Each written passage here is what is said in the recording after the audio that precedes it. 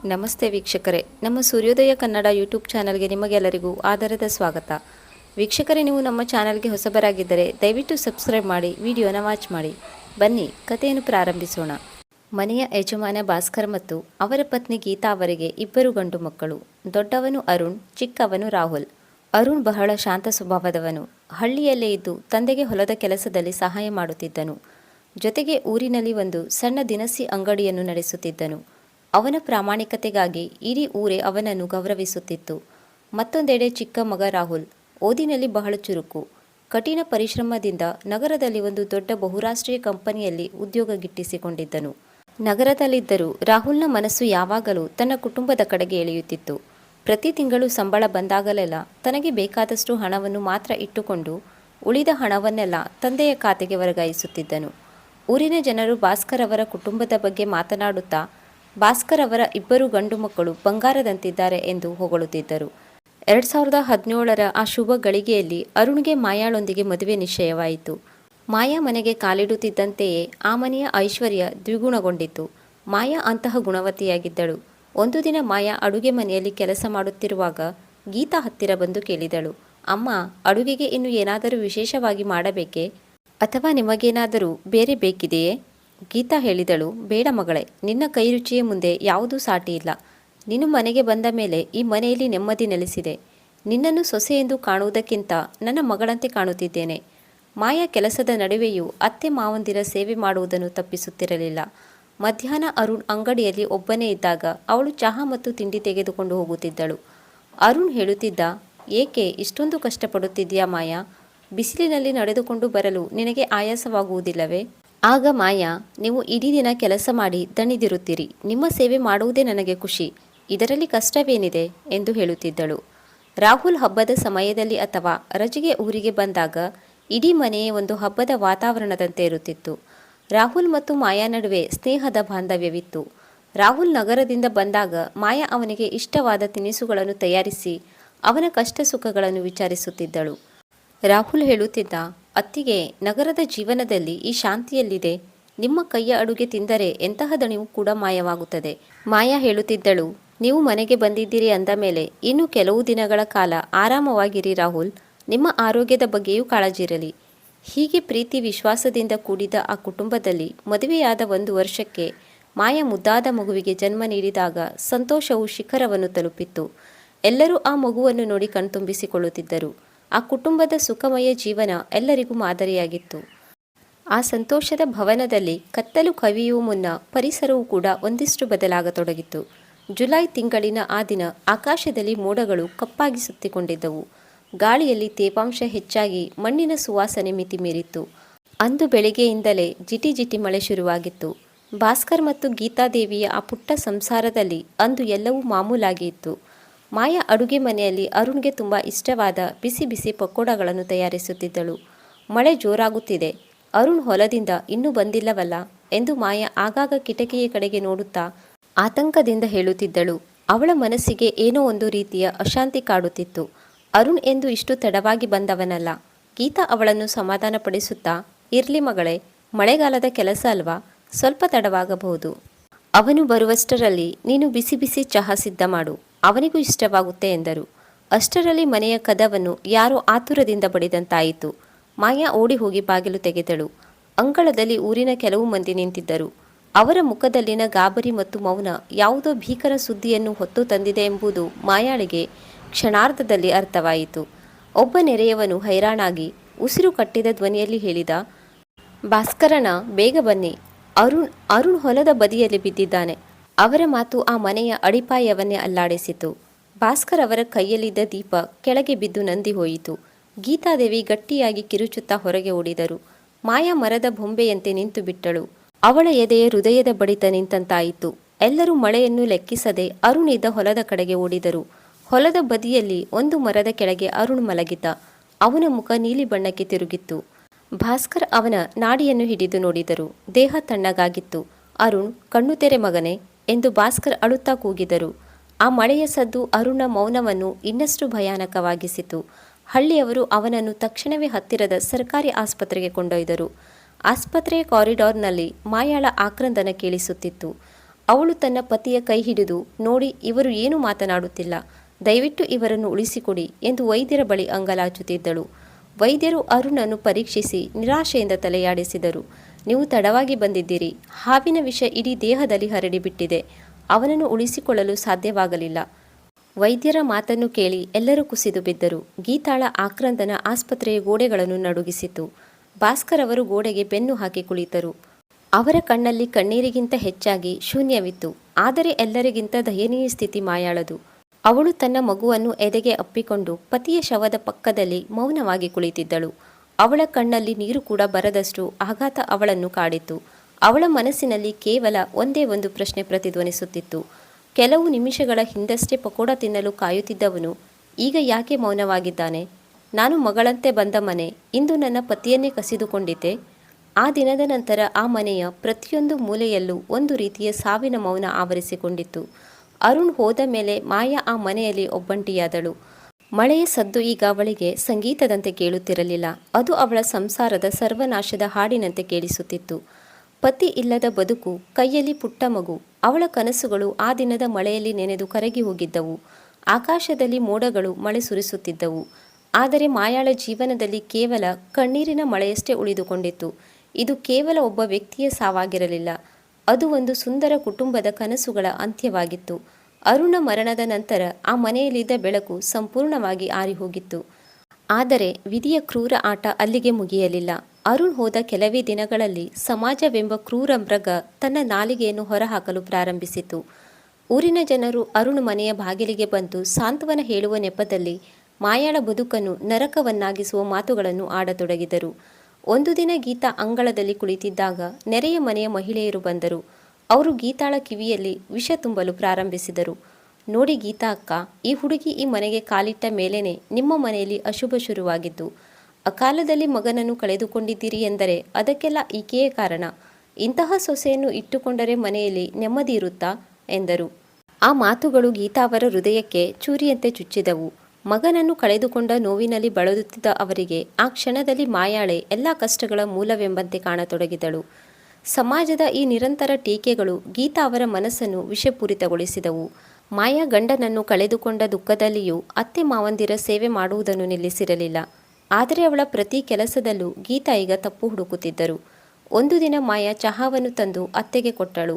ಗೀತಾ ಚಹಾವನ್ನು ಕುಡಿದು ತಕ್ಷಣ ಅದನ್ನು ಕೆಳಗೆ ಚೆಲ್ಲಿಬಿಟ್ಟರು. ಇದು ಚಹಾವೋ ಅಥವಾ ವಿಷವೋ? ನೀನು ಬಂದ ಮೇಲೆ ನಮ್ಮ ಬದುಕು ನರಕವಾಗಿದೆ. ನನ್ನ ಮಗ ಸತ್ತಿದ್ದಾನಲ್ಲ, ನಿನಗೆ ಖುಷಿ ತಾನೆ? ಮನೆಯಲ್ಲಿ ಕುಳಿತು ಉಣ್ಣಲು ಬಂದಿದ್ದೀಯಾ? ಮನೆ ಹಾಳು ಮಾಡಲು ಬಂದಿದ್ದೀಯಾ ಎಂದು ಜೋರಾಗಿ ಕಿರುಚಿದರು. ಮಾಯಾ ಅಳುತ್ತಿದ್ದಳು. ಅಮ್ಮ, ನಾನೇನೂ ಮಾಡಿಲ್ಲ ಎನ್ನುವಷ್ಟರಲ್ಲಿ ಗೀತಾ ಅವಳ ಕೆನ್ನೆಗೆ ಬಲವಾಗಿ ಬಾರಿಸಿದರು. ಆ ದಿನದಿಂದ ಮಾಯಾಳಿಗೆ ಪ್ರತಿದಿನ ಅವಮಾನ ಮತ್ತು ಹಲ್ಲೆಗಳು ಕಾದಿದ್ದವು. ಊರಿನವರು ಮಾಯಾಳನ್ನು ನೋಡಿದಾಗ ಮುಖ ತಿರುಗಿಸುತ್ತಿದ್ದರು. ಅವಳು ಎಲ್ಲಿಗಾದರೂ ಹೋಗಬೇಕೆಂದರೆ ನೋಡಿ ಮನೆ ಹಾಳಿ ಹೋಗುತ್ತಿದ್ದಾಳೆ ಎಂದು ಮಾತನಾಡುತ್ತಿದ್ದರು.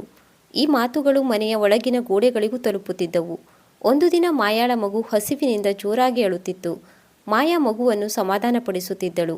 ಗೀತಾ ಅಡುಗೆ ಮನೆಯಿಂದ ಹೊರಬಂದು, ಆ ಮಗು ಅಳುವುದನ್ನು ನಿಲ್ಲಿಸು, ಇಲ್ಲದಿದ್ದರೆ ಈ ಮನೆಯಿಂದ ಹೊರಗೆ ಹಾಕಿಬಿಡುತ್ತೇನೆ. ಅರುಣ್ ಇಲ್ಲದ ಮೇಲೆ ನಿನಗೆ ಈ ಮನೆಯಲ್ಲಿ ಏನು ಹಕ್ಕು ಇದೆ ಎಂದು ಕಠೋರವಾಗಿ ನುಡಿದರು. ಮಾಯಾ ತನ್ನ ಮಗುವನ್ನು ಎದೆಗೆ ಅಪ್ಪಿಕೊಂಡು ಅಡುಗೆ ಮನೆಯ ಒಂದು ಮೂಲೆಯಲ್ಲಿ ಕೂತು ಅಳುತ್ತಿದ್ದಳು. ಅವಳ ಕಣ್ಣೀರಿಗೆ ಬೆಲೆ ಇರಲಿಲ್ಲ. ಅವಳ ಶ್ರಮವನ್ನು ಯಾರೂ ಗುರುತಿಸುತ್ತಿರಲಿಲ್ಲ. ಅವಳು ಗಂಡನನ್ನು ಕಳೆದುಕೊಂಡ ನೋವಿಗಿಂತ ಅತ್ತೆಯ ಅವಮಾನದ ನಡವಳಿಕೆಯಿಂದ ಹೆಚ್ಚು ನೊಂದಿದ್ದಳು. ಊರಿನವರು ಮತ್ತಷ್ಟು ಹೀಯಾಳಿಸಲು ಪ್ರಾರಂಭಿಸಿದರು. ಮಾಯಾಳಿಗೆ ಎಲ್ಲಾದರೂ ಮದುವೆ ಮಾಡಿ ಕಳುಹಿಸಿ, ಇಲ್ಲದಿದ್ದರೆ ನಿಮ್ಮ ಮನೆಗೆ ಗ್ರಹಚಾರ ಬಿಡಲ್ಲ ಎಂದು ಊರಿನ ಮುಖಂಡರು ಹೇಳತೊಡಗಿದರು. ಗೀತಾ ಈ ಮಾತುಗಳನ್ನು ಕೇಳಿ ಮಾಯಾಳನ್ನು ಮನೆಯಲ್ಲಿ ಒಬ್ಬ ಕೈದಿಗಿಂತ ಕಡೆಯಾಗಿ ನಡೆಸಿಕೊಳ್ಳಲು ಶುರು ಮಾಡಿದಳು. ಅವಳಿಗೆ ಸರಿಯಾದ ಸಮಯಕ್ಕೆ ಆಹಾರ ಸಿಗುತ್ತಿರಲಿಲ್ಲ. ಎಲ್ಲರ ಕಣ್ಣು ತಪ್ಪಿಸಿ ಅವಳು ತನ್ನ ಮಗುವಿಗೆ ಹಾಲು ಕುಡಿಸುತ್ತಿದ್ದಳು. ಮಾಯಾಳ ಮನಸ್ಸಿನಲ್ಲಿ ಆಕ್ರೋಶವಿತ್ತು. ಆದರೆ ಅವಳು ಅಸಹಾಯಕಳಾಗಿದ್ದಳು. ಅವಳು ತನ್ನ ಮಗುವಿನ ಭವಿಷ್ಯದ ಬಗ್ಗೆ ಯೋಚಿಸುತ್ತಿದ್ದಳು. ನಾನು ಈ ಮನೆ ಬಿಟ್ಟು ಹೋದರೆ ನನ್ನ ಮಗುವನ್ನು ಯಾರು ನೋಡಿಕೊಳ್ಳುತ್ತಾರೆ? ನನ್ನ ತಂದೆ ತಾಯಿಯರ ಮನೆಗೆ ಹೋದರೆ ಅಲ್ಲಿಯೂ ಜನ ಇದೇ ರೀತಿ ಮಾತನಾಡುತ್ತಾರೆ. ನನ್ನ ಪರಿಸ್ಥಿತಿ ಇಂದು ಗೂಡಿನಿಂದ ಹೊರಬಿದ್ದ ಪಕ್ಷಿಯಂತಾಗಿದೆ ಎಂದು ಅವಳು ಮನಸ್ಸಿನಲ್ಲಿ ಕೊರಗುತ್ತಿದ್ದಳು. ಗೀತಾ ಅವರ ಕೋಪ ದಿನೇ ದಿನೇ ಹೆಚ್ಚಾಗುತ್ತಿತ್ತು. ಒಂದು ದಿನ ಮಾಯಾ ಬಟ್ಟೆ ಒಗೆಯುತ್ತಿದ್ದಾಗ ಗೀತಾ ನೀರು ಚೆಲ್ಲಿ, ಇದೆಲ್ಲ ಮಾಡುವುದರಿಂದ ಸತ್ತವರು ವಾಪಸ್ಸು ಬರುತ್ತಾರಾ? ನಿನ್ನ ಅದೃಷ್ಟವೇ ಸರಿಯಿಲ್ಲ. ನಿನ್ನನ್ನು ಮದುವೆಯಾಗಿದ್ದೇ ನನ್ನ ಮಗನ ತಪ್ಪಾಯಿತು ಎಂದರು. ಆ ಮಾತುಗಳು ಮಾಯಾಳ ಹೃದಯವನ್ನು ಛಿದ್ರಗೊಳಿಸಿದವು. ಅವಳು ಅತ್ತೆಯ ಮುಂದೆ ಮಂಡಿಯೂರಿದಳು. ಅಮ್ಮ, ನಾನು ಏನು ತಪ್ಪು ಮಾಡಿದ್ದೇನೆ? ಅರುಣ್ಗೆ ಹಾವು ಕಚ್ಚಿದ್ದರಲ್ಲಿ ನನ್ನ ತಪ್ಪೇನಿದೆ? ನಾನು ನಿಮ್ಮ ಮಗಳಂತೆ ಬದುಕಲು ಪ್ರಯತ್ನಿಸುತ್ತಿದ್ದೇನೆ. ದಯವಿಟ್ಟು ನನ್ನನ್ನು ಹೀಗೆ ಕಾಣಬೇಡಿ. ಆದರೆ ಗೀತಾ ಅವರ ಮನಸ್ಸು ಕಲ್ಲಾಗಿತ್ತು. ಸಮಾಜದ ನಿಂದನೆಗಳು ಅವರನ್ನು ಮಮತೆಯ ಮೂರ್ತಿಯಿಂದ ದ್ವೇಷದ ಪ್ರತೀಕವಾಗಿ ಬದಲಿಸಿದ್ದವು. ಆ ಮನೆಯಲ್ಲಿ ಮಾಯಾಳ ಬದುಕು ಪ್ರತಿನಿತ್ಯ ಸತ್ತಂತೆ ಇತ್ತು. ಅವಳು ಪ್ರತಿ ಕ್ಷಣವೂ ಅವಮಾನದ ಬೆಂಕಿಯಲ್ಲಿ ಸುಡುತ್ತಿದ್ದಳು. ಅರುಣ್ ಅಸ್ತಮಿಸಿದ ನಂತರ ಆ ಮನೆಯಲ್ಲಿ ನೆಮ್ಮದಿಯ ನೆರಳು ಕೂಡ ಇರಲಿಲ್ಲ. ಮನೆಯ ಕಂಬಗಳೇ ಅಳುತ್ತಿರುವಂತೆ ಭಾಸವಾಗುತ್ತಿತ್ತು. ರಾಹುಲ್ ತನ್ನ ಕೆಲಸದಲ್ಲಿದ್ದರೂ ಅವನ ಮನಸ್ಸು ಸದಾ ತನ್ನ ಹುಟ್ಟೂರಿನ ಮನೆಯ ಮೇಲೆಯೇ ಇತ್ತು. ತಂದೆ ತಾಯಿ ಮತ್ತು ಅತ್ತಿಗೆ ಸ್ಥಿತಿ ಹೇಗಿರಬಹುದು ಎಂಬ ಚಿಂತೆ ಅವನನ್ನು ಕಾಡುತ್ತಿತ್ತು. ಅನಿವಾರ್ಯ ಕೆಲಸದ ನಡುವೆ ಕೆಲ ದಿನಗಳ ರಜೆ ಹಾಕಿ ರಾಹುಲ್ ತನ್ನ ಹಳ್ಳಿಗೆ ಬಂದನು. ರಾಹುಲ್ ಮನೆಗೆ ಬರುವಾಗ ಬಹಳ ಉತ್ಸಾಹದಲ್ಲಿದ್ದ. ಅಣ್ಣ ಇಲ್ಲದ ಮನೆಯಲ್ಲಿ ತಾನೇ ಎಲ್ಲ ಜವಾಬ್ದಾರಿ ಹೊತ್ತುಕೊಳ್ಳಬೇಕೆಂಬ ದೃಢ ನಿರ್ಧಾರ ಅವನಲ್ಲಿತ್ತು. ಆದರೆ ಮನೆಯ ಬಾಗಿಲನ್ನು ತುಳಿಯುತ್ತಿದ್ದಂತೆಯೇ ಅವನಿಗೆ ಅಲ್ಲಿನ ವಾತಾವರಣದ ಬದಲಾವಣೆಯ ಅರಿವಾಯಿತು. ಮನೆಯಲ್ಲಿ ಮೊದಲಿದ್ದ ಆ ಪ್ರೀತಿಯ ಸುಗಂಧ ಮಾಯವಾಗಿ ಎಲ್ಲೆಡೆ ಒಂದು ಕಹಿ ಆವರಿಸಿಕೊಂಡಿತ್ತು. ಅವನು ಒಳಗೆ ಬರುವಾಗ ಮಾಯಾ ಅಡುಗೆ ಮನೆಯ ಮೂಲೆಯಲ್ಲಿ ಕುಳಿತು ಮಗುವಿಗೆ ಹಾಲುಣಿಸುತ್ತಿದ್ದಳು. ಅವಳ ಮುಖವು ಬಾಡಿ ಹೋಗಿತ್ತು. ಅಷ್ಟರಲ್ಲೇ ಗೀತಾ ಅಲ್ಲಿಗೆ ಬಂದು, ಇನ್ನೂ ಕೆಲಸ ಮುಗಿದಿಲ್ಲವೇ? ದಿನವಿಡೀ ಈ ಮಗುವಿನ ಮುಂದೆ ಕುಳಿತು ಅಳುವುದೇ ನಿನ್ನ ಕೆಲಸವೇ? ಬೇಗ ಹೋಗಿ ಅಂಗಳ ಗುಡಿಸು ಎಂದು ಹರಿಹಾಯ್ದಳು. ಮಾಯಾ ಏನೂ ಮಾತನಾಡದೆ ಎದ್ದು ಹೋದಳು. ಅವಳ ಬಟ್ಟೆಗಳು ಹರಿದಿದ್ದವು, ದೇಹ ದಣಿದಿತ್ತು. ರಾಹುಲ್ ಇದೆಲ್ಲವನ್ನು ನೋಡಿ ಸ್ತಬ್ಧನಾಗಿ ನಿಂತಿದ್ದನು. ತಾನು ಕಂಡಿದ್ದ ತನ್ನ ಪ್ರೀತಿಯ ಅತ್ತಿಗೆಯನ ಈಕೆ? ರಾಹುಲ್ ತಡವರಿಸುತ್ತಾ ಮಾಯಾಳ ಹತ್ತಿರ ಹೋದನು. ಅವಳನ್ನು ನೋಡಿ ಅವನ ಕಣ್ಣಲ್ಲಿ ನೀರು ಜಿನುಗಿತು. ಅತ್ತಿಗೆ, ಇದೆಂತಹ ಪರಿಸ್ಥಿತಿ? ನಿಮಗೆ ಇಷ್ಟೊಂದು ಕಷ್ಟವಾಗುತ್ತಿದೆಯೇ ಎಂದು ನಡುಗುವ ಧ್ವನಿಯಲ್ಲಿ ಕೇಳಿದ. ಮಾಯಾ ರಾಹುಲ್ನನ್ನು ನೋಡಿ ಅಳಲು ಪ್ರಾರಂಭಿಸಿದಳು. ರಾಹುಲ್, ನಿನ್ನ ಅಣ್ಣ ಹೋದ ನಂತರ ಈ ಮನೆ ನನಗೆ ನರಕದಂತಾಗಿದೆ. ಅಮ್ಮ ನನ್ನ ಮುಖ ನೋಡಿದರೆ ಅಸಹ್ಯ ಪಡುತ್ತಾರೆ. ಊರಿನವರು ನನ್ನನ್ನು ಅಪಶಕುನ ಎಂದು ಕರೆಯುತ್ತಾರೆ. ನಾನು ಬದುಕಿದ್ದರೂ ಸತ್ತಂತೆಯೇ ಇದ್ದೇನೆ. ರಾಹುಲ್ನ ಹೃದಯ ಚೂರಾದಂತಾಯಿತು. ಅವನು ನೇರವಾಗಿ ತಾಯಿಯ ಹತ್ತಿರ ಹೋದನು. ಗೀತಾದೇವಿ ಮಗನನ್ನು ಕಂಡು, ನೋಡು ರಾಹುಲ್, ನಿನ್ನ ಅಣ್ಣ ಹೋದ ಮೇಲೆ ಈ ಮನೆ ಬರಿದಾಗಿದೆ. ಅದಕ್ಕೆಲ್ಲ ಕಾರಣ ನಿನ್ನ ಅತ್ತಿಗೆ ಎಂದು ಮಾಯಾಳತ್ತ ಬೆರಳು ತೋರಿಸಿದರು. ರಾಹುಲ್ ತಾಯಿಯನ್ನು ತಿದ್ದಲು ಪ್ರಯತ್ನಿಸಿದನು. ಅಮ್ಮ, ಇದೇನು ಹೇಳುತ್ತಿದ್ದೀಯಾ? ಅಣ್ಣ ಸತ್ತದು ವಿಧಿಯ ಆಟ. ಅದಕ್ಕೆ ಅತ್ತಿಗೆಯನ್ನು ಯಾಕೆ ದೂರುತ್ತಿದ್ದೀಯಾ? ಅವರು ನಮ್ಮ ಮನೆಯ ಲಕ್ಷ್ಮಿ. ಅಣ್ಣನ ನೆನಪು ಅವರಲ್ಲಿದೆ. ಸಮಾಜ ಏನು ಹೇಳುತ್ತದೆ ಎಂದು ನಾವೇಕೆ ಯೋಚಿಸಬೇಕು? ಅವರು ನಮ್ಮ ಮನೆಯ ಮಗಳು. ಅವರಿಗೆ ಅನ್ಯಾಯ ಮಾಡಬೇಡಿ. ಆದರೆ ಗೀತಾ ಸಮಾಜದ ಭಯದಿಂದ ಸಂಪೂರ್ಣವಾಗಿ ಆವೃತವಾಗಿದ್ದರು. ರಾಹುಲ್, ನೀನು ನಗರದಲ್ಲಿ ಇದ್ದೀಯಾ? ನಿನಗೆ ಹಳ್ಳಿಯ ಕಟ್ಟುಪಾಡುಗಳು, ಜನರ ಮಾತುಗಳು ಅರ್ಥವಾಗುವುದಿಲ್ಲ. ನಮ್ಮ ಕುಲದ ಹೆಸರು ಮಣ್ಣಾಗುತ್ತಿದೆ. ಇವಳು ನಮ್ಮ ಮನೆಯಲ್ಲಿ ಇದ್ದರೆ ಜನ ನಮ್ಮನ್ನು ಸಮಾಜದಿಂದಲೇ ಹೊರಹಾಕುತ್ತಾರೆ. ನೀನು ನನಗೆ ಪಾಠ ಮಾಡಲು ಬರಬೇಡ. ಈಕೆಯನ್ನು ಮನೆಯಲ್ಲಿ ಇಟ್ಟುಕೊಳ್ಳುವುದು ನನಗಿಷ್ಟವಿಲ್ಲ. ರಾಹುಲ್ ತನ್ನ ತಂದೆ ಭಾಸ್ಕರ್ ಅವರ ಕಡೆ ನೋಡಿದನು. ಅವರು ಮೂಲೆಯಲ್ಲಿ ಕುಳಿತು ಮೌನವಾಗಿ ಕಣ್ಣೀರು ಸುರಿಸುತ್ತಿದ್ದರು. ಮಗನ ಸಾವಿನ ನೋವು ಅವರನ್ನು ಒಳಗೊಳಗೆ ಕೊಲ್ಲುತ್ತಿತ್ತು. ವಿರೋಧಿಸುವ ಧೈರ್ಯವೂ ಅವರಿಗಿರಲಿಲ್ಲ. ರಾಹುಲ್ಗೆ ಅಂದು ಅರ್ಥವಾಯಿತು, ಈ ಮನೆಯಲ್ಲಿ ಮಾಯಾಳನ್ನು ದ್ವೇಷಿಸುವವರು ಕೇವಲ ವ್ಯಕ್ತಿಗಳಲ್ಲ, ಸಮಾಜದ ಕ್ರೂರ ಸಂಪ್ರದಾಯಗಳು. ಅಪ್ಪ ಅಮ್ಮ ಅಸಹಾಯಕರಾಗಿದ್ದರು. ಆದರೆ ಮಾಯಾ ಒಬ್ಬಳೇ ಎಲ್ಲ ನೋವನ್ನು ನುಂಗಿಕೊಂಡು ಅನಾಥೆಯಂತೆ ಬದುಕುತ್ತಿದ್ದಳು. ತಾನು ಅಣ್ಣನ ಜಾಗದಲ್ಲಿ ನಿಂತು ಅತ್ತಿಗೆಯನ್ನು ಕಾಪಾಡಬೇಕು ಎಂದು ರಾಹುಲ್ ನಿರ್ಧರಿಸಿದನು.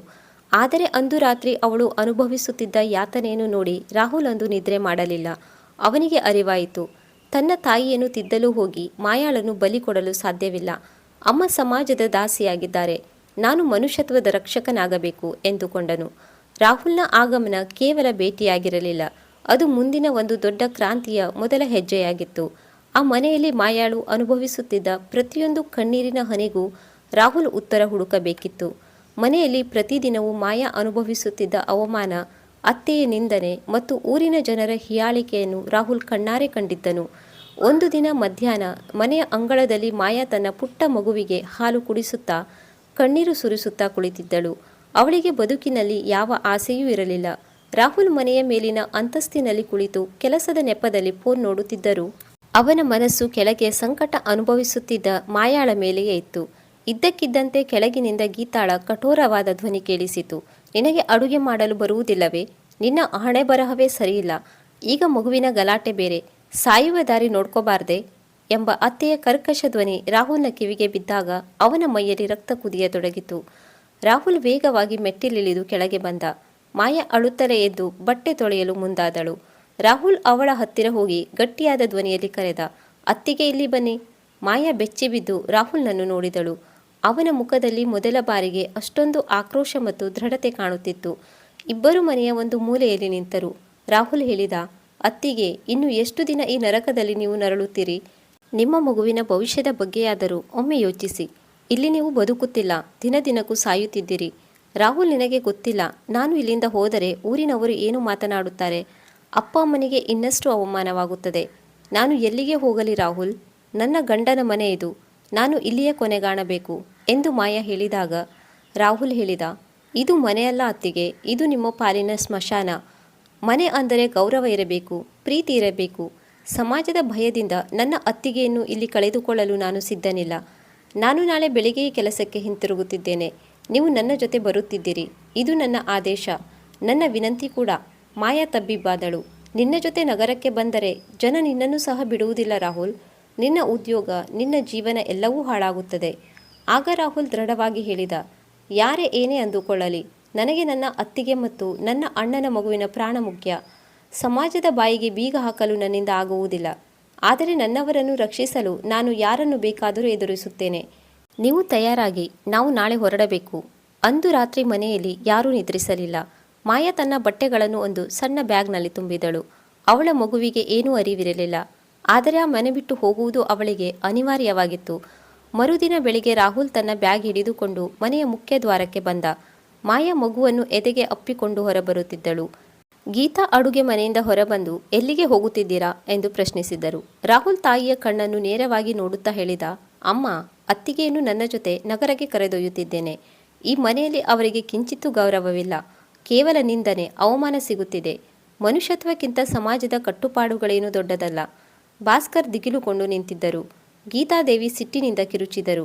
ಥೂ, ನಿನಗೆ ನಾಚಿಕೆಯಾಗುವುದಿಲ್ಲವೇ? ವಿಧವೆಯಾದ ಅತ್ತಿಗೆಯನ್ನು ಹೀಗೆ ಕರೆದೊಯ್ಯುತ್ತೀಯಾ? ಊರಿನವರ ಮುಂದೆ ನಮ್ಮ ಮರ್ಯಾದೆ ಕಳೆಯುತ್ತಿದ್ದೀಯಾ? ರಾಹುಲ್ ಸ್ವಲ್ಪವೂ ವಿಚಲಿತನಾಗದೆ, ಅತ್ತಿಗೆ ನಿನ್ನ ಕಾಟ ತಾಳಲಾರದೆ ಇಲ್ಲಿ ಸತ್ತರೆ ನಾಳೆ ಸಮಾಜ ನಮಗೆ ಅನ್ಯಾಯ ಕೊಡಿಸುತ್ತಾ? ನೀವು ಸಮಾಜದ ಹೆದರಿಕೆಗೆ ಅತ್ತಿಗೆಯನ್ನು ಹಿಂಸಿಸುತ್ತಿದ್ದೀರಾ. ನಾನು ನನ್ನ ಅಣ್ಣನ ಜವಾಬ್ದಾರಿಯನ್ನು ಹೊರಲು ಹೊರಟಿದ್ದೇನೆ. ನನ್ನನ್ನು ತಡೆಯಬೇಡಿ ಎಂದು ಮಾಯಾಳನ್ನು ಕರೆದುಕೊಂಡು ಹೊರನಡೆದನು. ಊರಿನ ದಾರಿಯಲ್ಲಿ ಹೋಗುವಾಗ ಜನ ತಮ್ಮ ಮನೆಯ ಕಿಟಕಿಗಳಲ್ಲಿ ನಿಂತು ನೋಡುತ್ತಿದ್ದರು. ಕೆಲವರು ಹಳಹಳಿಸಿದರು, ಕೆಲವರು ಮುಖ ಸಿಂಡರಿಸಿದರು. ಆದರೆ ರಾಹುಲ್ ತನ್ನ ಅತ್ತಿಗೆಯ ಕೈ ಹಿಡಿದು ಎದೆತಟ್ಟಿ ನಡೆದನು. ಅವನಿಗೆ ಗೊತ್ತು, ಇದು ಸುಲಭದ ದಾರಿಯಲ್ಲ ಎಂದು. ಆದರೆ ತನ್ನ ಅತ್ತಿಗೆ ಮತ್ತು ಮಗುವಿಗೆ ಜೀವನದ ದೃಷ್ಟಿಯಿಂದ ಇದೇ ಒಳ್ಳೆಯ ಮಾರ್ಗವೆಂದು ಅವನ ಮನಸ್ಸು ಹೇಳುತ್ತಿತ್ತು. ಆ ದಿನದಿಂದ ಆ ಮನೆಯ ಬಾಗಿಲು ಮಾಯಾಳಿಗೆ ಶಾಶ್ವತವಾಗಿ ಮುಚ್ಚಿತು. ಆದರೆ ರಾಹುಲ್ನೊಂದಿಗಿನ ಅವಳ ಹೊಸ ಬದುಕು ನಗರದ ಆ ಪುಟ್ಟ ಮನೆಯಲ್ಲಿ ಆರಂಭವಾಗಲಿತ್ತು. ನಗರಕ್ಕೆ ಬಂದ ಹೊಸದರಲ್ಲಿ ಮಾಯಾಳ ಮನಸ್ಸಿನಲ್ಲಿ ಒಂದು ಬಗೆಯ ಭಯ, ಇನ್ನೊಂದು ಬಗೆಯ ಸಮಾಧಾನವಿತ್ತು. ರಾಹುಲ್ ತನ್ನ ಸಂಬಳದ ಅಲ್ಪ ಭಾಗವನ್ನು ಮೀಸಲಿಟ್ಟು ಅವಳಿಗಾಗಿಯೇ ಒಂದು ಚಿಕ್ಕದಾದ ಆದರೆ ಸ್ವಚ್ಛವಾದ ಪ್ಲಾಟನ್ನು ಬಾಡಿಗೆಗೆ ಪಡೆದಿದ್ದನು. ಮಾಯಾ ಅಲ್ಲಿ ಮಗುವಿನೊಂದಿಗೆ ಹೊಸ ಬದುಕನ್ನು ಕಟ್ಟಿಕೊಳ್ಳಲು ಪ್ರಯತ್ನಿಸುತ್ತಿದ್ದಳು. ರಾಹುಲ್ ಕೆಲಸಕ್ಕೆ ಹೋದಾಗ ಅವಳು ಮನೆಯಲ್ಲೇ ಇದ್ದು ಮಗುವಿನ ಜವಾಬ್ದಾರಿ ನೋಡಿಕೊಳ್ಳುತ್ತಿದ್ದಳು.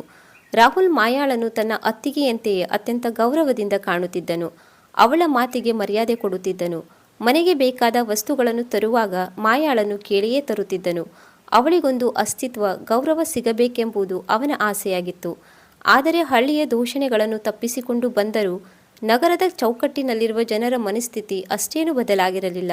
ರಾಹುಲ್ನ ಕಚೇರಿಯ ಸಹೋದ್ಯೋಗಿಗಳು ಮತ್ತು ನೆರೆಹೊರೆಯವರು ಇವರಿಬ್ಬರ ಸಂಬಂಧವನ್ನು ಅನುಮಾನದ ದೃಷ್ಟಿಯಿಂದಲೇ ನೋಡುತ್ತಿದ್ದರು. ಯಾರೀಕೆ? ಅತ್ತಿಗೆಯನ್ನು ಯಾಕೆ ಕರೆದುಕೊಂಡು ಬಂದಿದ್ದಾನೆ ಎಂಬ ಪ್ರಶ್ನೆಗಳು ಎಲ್ಲೆಡೆ ಹರಡಿದವು. ರಾಹುಲ್ನ ಗೆಳೆಯರು ಸಹ ಅಸಭ್ಯವಾಗಿ ಮಾತನಾಡತೊಡಗಿದರು. ರಾಹುಲ್, ಮಜಾ ಮಾಡ್ತಿದೀಯಾ ಬಿಡು, ಹೆಂಡತಿಯಂತೆ ಅತ್ತಿಗೆಯನ್ನು ಇಟ್ಟುಕೊಂಡಿದೆಯಲ್ಲ ಎಂದು ಹೀಯಾಳಿಸಿದರು. ಆ ಮಾತುಗಳು ರಾಹುಲ್ನ ಮನಸ್ಸನ್ನು ತೀವ್ರವಾಗಿ ನೋಯಿಸಿದವು. ಕಷ್ಟದಲ್ಲಿರುವ ಅತ್ತಿಗೆಗೆ ಆಸರೆಯಾಗಿದ್ದ ಅವನಿಗೆ ಈ ಸಮಾಜದ ಕೊಳಕು ಬುದ್ಧಿಯ ಅರಿವಾಯಿತು. ರಾಹುಲ್ ಮನೆಗೆ ಬಂದು ಮೌನವಾಗಿ ಕೂತಿದ್ದಾಗ ಮಾಯಾ ಅವನ ಮುಖದ ಮೇಲಿನ ಚಿಂತೆಯನ್ನು ಕಂಡು ಕೇಳಿದಳು, ರಾಹುಲ್, ನಿನ್ನ ಆಫೀಸ್ನವರು ಅಥವಾ ನೆರೆಹೊರೆಯವರು ಏನಾದರೂ ಮಾತನಾಡುತ್ತಿದ್ದಾರೆಯೇ? ನನ್ನಿಂದ ನಿನಗೆ ಅವಮಾನವಾಗುತ್ತಿದೆಯೇ? ರಾಹುಲ್ ಸುಮ್ಮನಿರಲು ಪ್ರಯತ್ನಿಸಿದನಾದರೂ ಮಾಯಾಳ ಒತ್ತಡದ ಮೇಲೆ ಎಲ್ಲವನ್ನು ಹೇಳಿದನು. ಅತ್ತಿಗೆ, ಸಮಾಜಕ್ಕೆ ನಾವು ಮಾಡುವ ಸಹಾಯ ಅರ್ಥವಾಗುವುದಿಲ್ಲ. ನಾವು ವಿಧವೆಯೊಬ್ಬಳಿಗೆ ಆಶ್ರಯ ನೀಡಿದ್ದೇವೆ ಎಂದರೆ ಅವರಿಗೆ ಅದು ಅಪರಾಧವಾಗಿ ಕಾಣುತ್ತದೆ. ನಿಮ್ಮನ್ನು ಅವರು ಒಂದು ವಸ್ತುವಿನಂತೆ, ತಮ್ಮ ಕೆಟ್ಟ ಕಲ್ಪನೆಯಂತೆ ನೋಡುತ್ತಿದ್ದಾರೆ. ಇದು ನನಗೆ ಸಹಿಸಲು ಸಾಧ್ಯವಾಗುತ್ತಿಲ್ಲ. ಆ ರಾತ್ರಿ ರಾಹುಲ್ ನಿದ್ದೆ ಮಾಡಲಿಲ್ಲ. ಅವನು ಯೋಚಿಸಿದನು, ಮಾಯಾಳಿಗೆ ಸಮಾಜದಲ್ಲಿ ಗೌರವ ಸಿಗಬೇಕೆಂದರೆ ನನ್ನ ಮತ್ತು ಅವಳ ಸಂಬಂಧಕ್ಕೆ ಒಂದು ಹೆಸರು ಬೇಕು. ಅವನ ಮನಸ್ಸು ಅತ್ತಿಗೆಯ ಮೇಲಿನ ಗೌರವವನ್ನು ರಕ್ಷಣಾತ್ಮಕ ಬಾಂಧವ್ಯವನ್ನಾಗಿ ಪರಿವರ್ತಿಸಿಕೊಂಡಿತು. ಅವನು ಅತ್ತಿಗೆಯನ್ನು ಮದುವೆಯಾಗಲು ನಿರ್ಧರಿಸಿದನು. ಇದು ಕೇವಲ ಒಂದು ಮದುವೆಯಾಗಿರಲಿಲ್ಲ, ಇದು ಸಮಾಜದ ಕೊಳಕು ನಾಲಿಗೆಯಿಂದ ತಪ್ಪಿಸಿಕೊಳ್ಳುವ ಮಾರ್ಗವಾಗಿತ್ತು. ಮರುದಿನ ಬೆಳಿಗ್ಗೆ ಮಾಯಾಳ ಬಳಿ ಬಂದು, ಅತ್ತಿಗೆ, ನಾವು ಮದುವೆಯಾಗೋಣ. ಅದರಿಂದ ಮಾತ್ರವೇ ಈ ಸಮಾಜದ ಬಾಯಿ ಮುಚ್ಚಿಸಲು ಸಾಧ್ಯ. ಸಮಾಜದ ದೃಷ್ಟಿಯಲ್ಲಿ ನೀವು ವಿಧವೆ, ನನ್ನ ದೃಷ್ಟಿಯಲ್ಲಿ ನೀವು ನನ್ನ ಅಣ್ಣನ ನೆನಪಿನ ಪ್ರತಿರೂಪ ಮತ್ತು ನನ್ನ ಜೀವನದ ಪಾಲಕಿ. ನಿಮ್ಮ ಮಗುವಿಗೆ ತಂದೆ ಇಲ್ಲ. ಇದೆಲ್ಲದಕ್ಕೂ ಒಂದೇ ದಾರಿ ಎಂದರೆ ನಮ್ಮಿಬ್ಬರ ಮದುವೆ. ಮಾಯಾ ಮೊದಲು ಆಘಾತಕ್ಕೊಳಗಾದಳು. ರಾಹುಲ್, ಬೇಡ, ನಿನಗೆ ಇಷ್ಟೊಂದು ಕಷ್ಟ ಬೇಡ, ನಿನ್ನ ಭವಿಷ್ಯ ಹಾಳಾಗುತ್ತದೆ ಎಂದು ತಡೆದಳು. ಆದರೆ ರಾಹುಲ್ ದೃಢವಾಗಿದ್ದನು. ನನ್ನ ಭವಿಷ್ಯಕ್ಕಿಂತ ಈ ಸಮಾಜದ ಕಣ್ಣಲ್ಲಿ ನೀವು ಗೌರವದಿಂದ ಬದುಕುವುದೇ ನನಗೆ ಮುಖ್ಯ. ಕೊನೆಗೂ ವಿಧಿಯಿಲ್ಲದೆ ಮಾಯಾ ರಾಹುಲ್ನ ಮಾತಿಗೆ ಒಪ್ಪಿಕೊಂಡಳು. ಯಾವುದೇ ಆಡಂಬರವಿಲ್ಲದೆ ಹತ್ತಿರ ದೇವಸ್ಥಾನವೊಂದರಲ್ಲಿ ಕೆಲವು ಆಪ್ತರ ಸಮ್ಮುಖದಲ್ಲಿ ರಾಹುಲ್ ಮತ್ತು ಮಾಯಾ ಮದುವೆಯಾದರು. ರಾಹುಲ್ ಮಾಯಾಳ ಹಣೆಗೆ ಸಿಂಧೂರವಿಟ್ಟಾಗ ಅದು ಆಕೆಗಿದ್ದ ವಿಧವೆ ಎಂಬ ಕಳಂಕವನ್ನು ಅಳಿಸಿ ಹಾಕಿದಂತಾಯಿತು. ಅವನು ಆ ಮಗುವನ್ನು ತನ್ನ ಮಗನೆಂದು ಕಾನೂನುಬದ್ಧವಾಗಿ ದತ್ತು ಪಡೆದನು. ಅವರಿಬ್ಬರ ಮದುವೆಯ ಸುದ್ದಿ ಹಳ್ಳಿಗೆ ತಲುಪಿದಾಗ ಅಲ್ಲಿನ ಜನರಿಗೆ ಒಂದು ರೀತಿಯ ಆಘಾತವಾಯಿತು. ಆದರೆ ನಗರದಲ್ಲಿ ಅವರು ಹೊಸ ಬದುಕನ್ನು ಪ್ರಾರಂಭಿಸಿದರು. ರಾಹುಲ್ ಮಾಯಾಳನ್ನು ಕೈಹಿಡಿದು ನಡೆಸಿದಾಗ ಅವಳ ಮುಖದಲ್ಲಿ ಎಲ್ಲಿಲ್ಲದ ಆತ್ಮವಿಶ್ವಾಸ ಮೂಡಿತು. ಸಮಾಜದ ಜನರು ಇನ್ನು ಮುಂದೆ ಅವರನ್ನು ನಿಂದಿಸಲು, ಅನುಮಾನ ಪಡಲು ಯಾವುದೇ ಕಾರಣವಿರಲಿಲ್ಲ. ರಾಹುಲ್ ತನ್ನ ದಿಟ್ಟ ನಿರ್ಧಾರದ ಮೂಲಕ ಸಂಪ್ರದಾಯದ ಹೆಸರಿನಲ್ಲಿ ಹೆಣ್ಣಿನ ಮೇಲೆ ಹೇರುವ ದೌರ್ಜನ್ಯಗಳಿಗೆ ಒಂದು ಗಟ್ಟಿಯಾದ ಉತ್ತರ ನೀಡಿದ್ದನು. ಅದು ಬರೀ ಮದುವೆಯಾಗಿರಲಿಲ್ಲ, ಒಬ್ಬ ವಿಧವೆ ಮಹಿಳೆಗೆ ಸಮಾಜದಲ್ಲಿ ಘನತೆ ತಂದುಕೊಟ್ಟ ಒಂದು ಮಾನವೀಯ ಗೆಲುವು. ರಾಹುಲ್ ಮತ್ತು ಮಾಯಾ ಮದುವೆಯಾದ ಸುದ್ದಿ ಕಾಡ್ಗಿಚ್ಚಿನಂತೆ ಹಳ್ಳಿಯನ್ನು ತಲುಪಿತು. ಈ ಸುದ್ದಿಯನ್ನು ಕೇಳಿದ ಭಾಸ್ಕರ್ ಮತ್ತು ಗೀತಾ ಅವಳ ಸ್ಥಿತಿ ಹೇಳತೀರದಾಯಿತು. ಆರಂಭದಲ್ಲಿ ಗೀತಾಳಿಗೆ ಸಿಟ್ಟು ಮತ್ತು ಆಘಾತ ಉಂಟಾಯಿತು. ಈ ರಾಹುಲ್ ಏನು ಮಾಡಿಬಿಟ್ಟ? ಇಡೀ ಊರಿನ ಮುಂದೆ ನಾವು ತಲೆ ತಗ್ಗಿಸುವಂತೆ ಮಾಡಿದನಲ್ಲ ಎಂದು ಅವರು ಗೋಳಾಡಿದರು. ಭಾಸ್ಕರ್ ಕೂಡ ಮೌನವಾಗಿ ಕುಸಿದು ಹೋದರು. ಊರಿನ ಜನರು ಮತ್ತೊಮ್ಮೆ ಭಾಸ್ಕರ್ ಮನೆಯ ಕಡೆಗೆ ಬೆರಳು ಮಾಡಿ ಮಾತನಾಡಲಾರಂಭಿಸಿದರು. ಆದರೆ ದಿನಗಳು ಉರುಳಿದಂತೆ ಮನೆಯ ಮೌನ ಗೀತಾಳ ಆತ್ಮಸಾಕ್ಷಿಯನ್ನು ಪ್ರಶ್ನಿಸತೊಡಗಿತು. ಅರುಣ್ ಹೋದ ಮೇಲೆ ಮನೆಯಲ್ಲಿದ್ದ ಆ ಜೀವಂತಿಕೆ, ಮಾಯ ಮಾಡುತ್ತಿದ್ದ ಅಡುಗೆಯ ಘಮ, ಮಗುವಿನ ನಗು ಎಲ್ಲವೂ ಮಾಯವಾಗಿ ಮನೆ ಬರಿಯ 4 ಗೋಡೆಗಳ ಜೈಲಂತಾಗಿತ್ತು. ಗೀತಾ ಮಾಯಾಳನ್ನು ನಡೆಸಿಕೊಂಡ ರೀತಿ, ಅವಳಿಗೆ ಕೊಟ್ಟ ನೋವುಗಳು ಅವರ ಕಣ್ಣ ಮುಂದೆ ಸುಳಿದಾಡತೊಡಗಿದವು. ತಾನು ಸೊಸೆಯನ್ನು ಮನೆಹಾಳಿ ಎಂದು ಜರಿದು ಎಷ್ಟು ದೊಡ್ಡ ಪಾಪ ಮಾಡಿದೆ ಎಂಬ ಅರಿವು ಅವರಿಗೆ ನಿಧಾನವಾಗಿ ಕಾಡತೊಡಗಿತು. ಒಂದು ದಿನ ರಾತ್ರಿ ಭಾಸ್ಕರ್ ಗೀತಾ ಹತ್ತಿರ ಬಂದು ಮಂಕಾದ ಧ್ವನಿಯಲ್ಲಿ ಹೇಳಿದರು, ಗೀತಾ, ನಾವು ಮಗನನ್ನು ಕಳೆದುಕೊಂಡ ನೋವಿನಲ್ಲಿ ಮಾಯಾಳನ್ನೇ ಕಳೆದುಕೊಂಡೆವು. ಅವಳು ಅನಾಥೆಯಲ್ಲ, ಅವಳು ನಮ್ಮ ಮನೆಯ ಸೊಸೆ. ಸಮಾಜದ ಮಾತು ಕೇಳಿ ನಾವು ಮಾಡಿದ ತಪ್ಪು ಇಂದು ನಮ್ಮನ್ನು ಒಬ್ಬಂಟಿಯಾಗಿಸಿದೆ. ರಾಹುಲ್ ಆ ಮಗುವಿಗೆ ತಂದೆಯಾಗಿ ಮಾಯಾಳಿಗೆ ಬಹಳ ಸಂಗಾತಿಯಾಗಿದ್ದಾನೆ. ನಾವೇಕೆ ಇಷ್ಟೊಂದು ಸಂಕುಚಿತರಾದೆವು ಎಂದು ಕಣ್ಣೀರು ಹಾಕಿದರು. ಗೀತಾಗೆ ತಮ್ಮ ತಪ್ಪಿನ ಅರಿವಾಯಿತು. 1 ತಿಂಗಳ ನಂತರ ರಾಹುಲ್ ಮನೆಗೆ ಕರೆ ಮಾಡಿದ. ಗೀತಾ ಫೋನ್ ಎತ್ತಿದಾಗ ಗೀತಾಳ ಧ್ವನಿಯಲ್ಲಿ ಮಮತೆ ಮತ್ತು ವಿನಯವಿತ್ತು. ಅವಳು ಅಳುತ್ತಲೇ, ನನ್ನ ಮಗನೇ, ನಿಮ್ಮನ್ನು ನಾವು ಕಳೆದುಕೊಂಡೆವು. ದಯವಿಟ್ಟು ಒಮ್ಮೆ ಮನೆಗೆ ಬನ್ನಿ. ನಮಗೆ ನಮ್ಮ ತಪ್ಪಿನ ಅರಿವಾಗಿದೆ. ಮಾಯಾಳನ್ನು ನಮ್ಮ ಮಗಳಾಗಿ ಸ್ವೀಕರಿಸಲು ನಾವು ಕಾಯುತ್ತಿದ್ದೇವೆ ಎಂದು ಬೇಡಿಕೊಂಡರು. ರಾಹುಲ್ ಮತ್ತು ಮಾಯಾ ಮಗುವಿನೊಂದಿಗೆ ಊರಿಗೆ ಬಂದ ದಿನ ಇಡೀ ಹಳ್ಳಿಯೇ ಕುತೂಹಲದಿಂದ ನೋಡುತ್ತಿತ್ತು. ಆದರೆ ರಾಹುಲ್ ಮತ್ತು ಮಾಯಾ ಮನೆಯ ಬಾಗಿಲಿಗೆ ಬರುತ್ತಿದ್ದಂತೆ ಗೀತಾ ಓಡಿ ಬಂದು ಮಾಯಾಳ ಕಾಲುಗಳನ್ನು ಹಿಡಿದುಕೊಂಡು ಕ್ಷಮೆಯಾಚಿಸಿದರು. ಮಗಳೇ, ನನ್ನ ಅಜ್ಞಾನದಿಂದ ನಿನಗೆ ಬಹಳ ನೋವು ಕೊಟ್ಟೆ. ನನಗೆ ಈಗ ಅರಿವಾಗಿದೆ. ನೀನು ಮನೆ ಸೊಸೆಯಲ್ಲ, ನೀನು ಈ ಮನೆಯ ಅದೃಷ್ಟದ ದೇವತೆ ಎಂದು ಬಿಕ್ಕಿ ಬಿಕ್ಕಿ ಅತ್ತರು. ಮಾಯಾಳು ಕೂಡ ಅತ್ತೆಯ ಕಣ್ಣೀರು ಕಂಡು ತನ್ನ ನೋವುಗಳನ್ನೆಲ್ಲ ಮರೆತಳು. ಅವಳು ತನ್ನ ಅತ್ತೆಯನ್ನು ತಬ್ಬಿಕೊಂಡು, ಅಮ್ಮ, ಅದೆಲ್ಲವೂ ಹಿಂದಿನ ಮಾತು. ಅರುಣ್ನ ನೆನಪಿನೊಂದಿಗೆ ನಾನು ಬದುಕಿದ್ದೇನೆ. ರಾಹುಲ್ ನನ್ನ ಜೀವನದ ಆಧಾರವಾಗಿದ್ದಾನೆ ಎಂದಳು. ಮನೆಯ ವಾತಾವರಣ ಸಂಪೂರ್ಣವಾಗಿ ಬದಲಾಗಿತ್ತು. ರಾಹುಲ್ ಮತ್ತು ಮಾಯಾ ಮಗುವಿನೊಂದಿಗೆ ಮರಳಿ ಬಂದಾಗ ಆ ಮನೆಯಲ್ಲಿ ಮತ್ತೆ ಸಂತೋಷದ ಕಳೆ ಚಿಗುರಿತು. ಊರಿನ ಜನರು ಏನೇ ಮಾತನಾಡಿದರೂ ಈ ಕುಟುಂಬದ ಮರುಮಿಲನದ ಮುಂದೆ ಅದೆಲ್ಲವೂ ಗೌಣವಾಗಿತ್ತು. ಸುಳ್ಳು ಪ್ರತಿಷ್ಠೆಯ ಅಹಂಕಾರ ಕರಗಿ ಅಲ್ಲಿ ಪ್ರೀತಿಯ ಮತ್ತು ಕ್ಷಮೆಯ ಮಹಾಪುರ ಹರಿಯಿತು. ಇಂದು 2026ನೇ ಇಸ್ವಿ. ರಾಹುಲ್ ಮತ್ತು ಮಾಯಾ ತಮ್ಮ ಜೀವನದಲ್ಲಿ ಬಹಳ ಸಂತೋಷವಾಗಿದ್ದಾರೆ. ಆ ಮಗು ಈಗ ದೊಡ್ಡವನಾಗಿ ಶಾಲೆಗೆ ಹೋಗುತ್ತಿದ್ದಾನೆ. ರಾಹುಲ್ ಆ ಮಗುವನ್ನು ತನ್ನ ಮಗನಿಗಿಂತ ಹೆಚ್ಚಾಗಿ ಪ್ರೀತಿಸುತ್ತಾನೆ. ಹಳ್ಳಿಯ ಜನರು ಈಗ ಮಾಯಾಳನ್ನು ಗೌರವದಿಂದ ನೋಡುತ್ತಾರೆ. ಗೀತಾ ಈಗ ಮಾಯಾಳನ್ನು ಸೊಸೆಯಲ್ಲ, ತಮ್ಮ ಹೆತ್ತ ಮಗಳಂತೆಯೇ ಕಾಣುತ್ತಾರೆ. ಈ ಕಥೆಯು ಸಮಾಜದ ಕಟ್ಟುಪಾಡುಗಳು ಮತ್ತು ಸಂಕುಚಿತ ಮನಸ್ಥಿತಿಗಳಿಗಿಂತ ಮನುಷ್ಯತ್ವ ಮತ್ತು ಬಾಂಧವ್ಯ ದೊಡ್ಡದು ಎಂಬುದನ್ನು ಸಾರುತ್ತದೆ. ಕಷ್ಟದ ಸಂದರ್ಭದಲ್ಲಿ ದಾರಿ ತಪ್ಪದಿದ್ದರೆ ಕೊನೆಗೆ ಸತ್ಯ ಮತ್ತು ಪ್ರೀತಿಯೇ ಗೆಲ್ಲುತ್ತದೆ ಎನ್ನುವುದಕ್ಕೆ ಈ ಕುಟುಂಬವೇ ಒಂದು ನಿದರ್ಶನ. ಇಡೀ ಊರು ಇಂದು ಈ ಕುಟುಂಬವನ್ನು ಮಾದರಿ ಎಂದು ಕೊಂಡಾಡುತ್ತಿದೆ. ವೀಕ್ಷಕರೇ, ನಮ್ಮ ಕಥೆಯ ಬಗ್ಗೆ ನಿಮ್ಮ ಅನಿಸಿಕೆ ಅಭಿಪ್ರಾಯಗಳನ್ನು ಕಾಮೆಂಟ್ ಮೂಲಕ ತಿಳಿಸಿ. ಹಾಗೆ ಕತೆ ಇಷ್ಟವಾಗಿದ್ದರೆ ದಯವಿಟ್ಟು ಒಂದು ಲೈಕ್ ಕೊಡಿ ಹಾಗೂ ಶೇರ್ ಮಾಡಿ. ಹೊಸ ಕಥೆಯೊಂದಿಗೆ ಮತ್ತೊಮ್ಮೆ ಭೇಟಿಯಾಗೋಣ. ಧನ್ಯವಾದಗಳು.